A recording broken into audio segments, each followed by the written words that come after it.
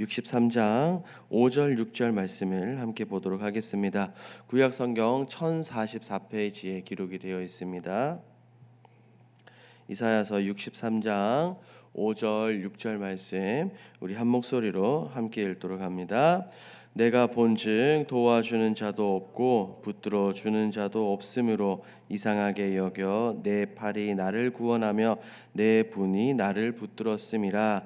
내가 노함으로 말미암아 만민을 밟았으며 내가 분함으로 말미암아 그들을 취하게 하고 그들의 선혈이 땅에 쏟아지게 하였느니라. 아멘.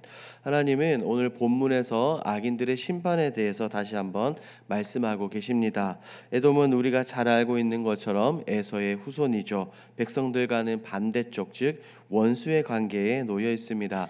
성경적으로 살펴봐도 그리고 역사적으로 살펴봐도 계속해서 백성들과 에돔 족속들이 다투고 있는 모습들을 알 수 있죠.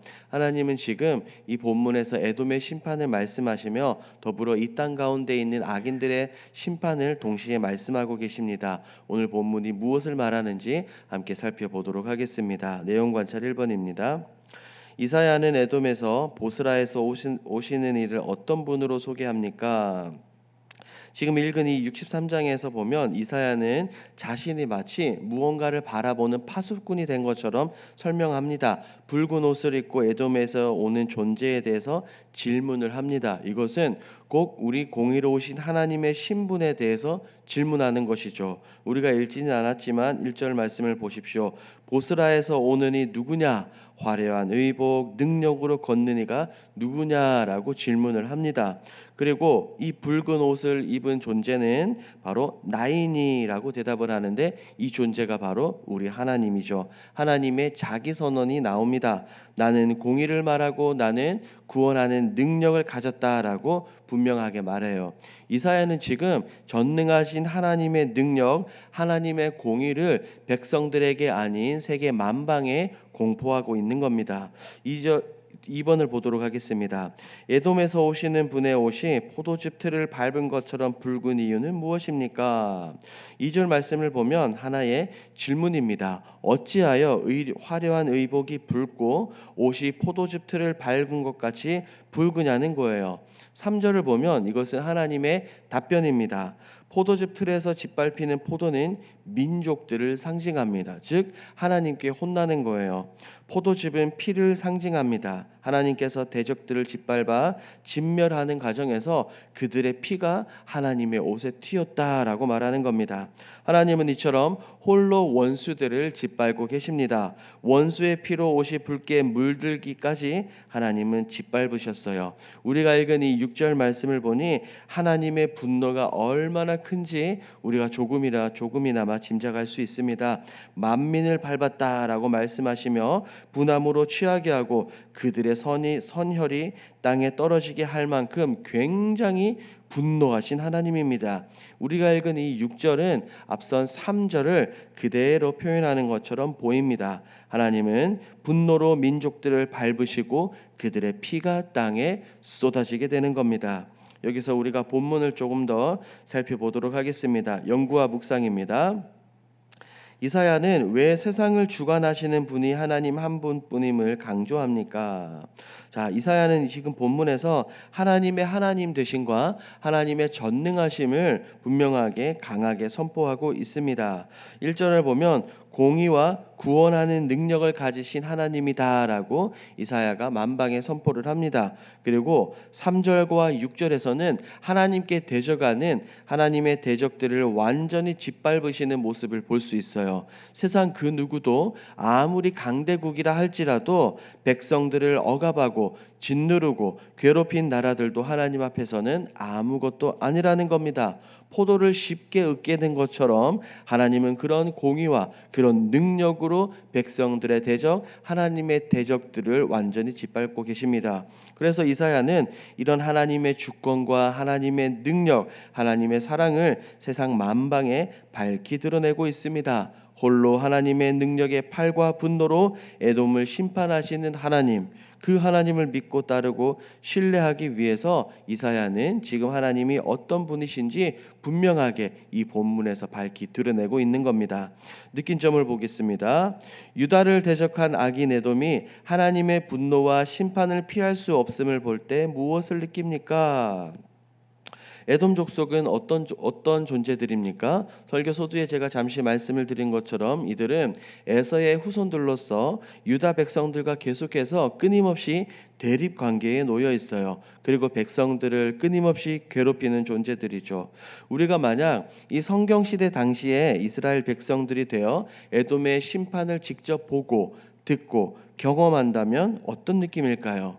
먼저는 공의의 하나님을 바르게 믿을 수밖에 없을 것 같습니다. 왜냐하면 하나님께서 에돔을 심판하는 모습을 본다면 자연스럽게 이런 공의의 하나님, 능력의 하나님께 돌아갈 수밖에 없을 겁니다. 더불어 구원하시는 하나님의 모습을 동시에 경험하기 위해서 우리는 세상이 아니라 하나님만 바라보고 하나님만 의지하게 될 것입니다. 나의 구원도 세상의 심판, 세상의 구원 모든 것이 다 하나님께 달려 있다는 거예요. 역사를 주관하시는 하나님, 하나님께서 이 모든 것을 이뤄가시기 때문에 우리가 눈을 들어 다른 것을 바라보는 것이 아니라 오직 하나님만 바라보게 될 것입니다.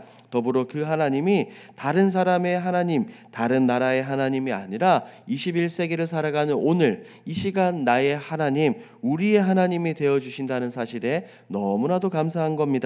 이런 하나님을 더욱더 신뢰하고 의지해야 한다는 거예요. 적용을 보겠습니다. 내가 주님께 맡기지 않고 스스로 심판자가 돼 보복하려 했던 적이 있다면 언제입니까? 때로는 나와 내 가족들에게 피해를 준 사람들에게 복수하려고 하는 경우들이 제법 있습니다. 어떻게든 내가 받은 그대로, 아니 내가 고통받은 것에 몇 배로 되갚아 주려고 하는 그런 경우들도 있을 거예요. 하지만 우리는 기억해야 됩니다. 나에게 어떤 상처를 주고 내게 해를 입혔다 하더라도 우리는 우리의 뒤에 계시고 우리를 지켜주시고 보호하시는 공의와 정의의 하나님을 생각하며 그 모든 심판을 내가 아니라 하나님께 맡겨드려야 한다는 겁니다. 물론 우리가 인간이기 때문에 인간적인 상처와 슬픔, 눈물과 고통으로 괴로워할 수는 있습니다. 하지만 그렇다고 하더라도 그대로 갚아주고 복수한다고 하는 것은 우리 하나님의 사람들로서 해서는 안 되는 거예요. 우리는 신약 성경에서 나타나신 예수님의 말씀 산상수훈을 기억합니다. 악한 자를 그대로 대적하지 말고 원수를 오히려 사랑하라는 이 예수님의 말씀을 기억합니다. 지난 일들은 이미 지나갔기에 어쩔 수 없지만 앞으로 이런 일이 생긴다면 여러분들이 오늘 말씀을 기억하시고 예수님의 산상수훈을 기억하시며 복수가 아니라 공의의 하나님께 모든 심판을 맡기십시오. 그 누구도 대적할 수 없는 전능하신 하나님께서 나를, 우리를, 여러분들을 신원해 주실 것입니다.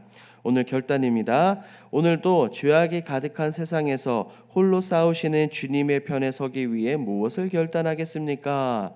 먼저 우리는 하나님의 하나님 되심을 인정해야 합니다. 하나님의 주권을 인정하고 하나님께 붙어 있어야 합니다. 그런데 이렇게 하나님께 붙어 있다는 것은 결코 쉽게 되는 일이 아닙니다. 왜냐하면 이 질문처럼 우리는 죄악된 세상에서 살아가기 때문이에요.